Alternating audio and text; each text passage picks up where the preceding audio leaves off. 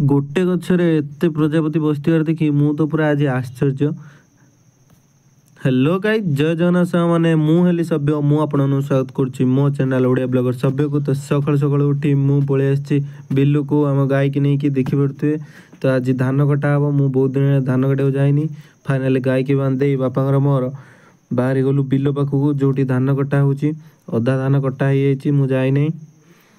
देखि पड़थुए एतिकी बड़ जमीटा पूरा कटा सरछि, खाली आउ कोणर अल्प अछि। तो आज जने लोक भी होइछन्ति काटिया में धान। हेले बापांगर मोर आसिया पूर्वरु सी आसी काटलेनी, देखि पड़थुए सेपट कोणरे। तो फाइनाली बापांगर तांगर काटिले, मु रे गली रेडी दा धरी काटिया को धान।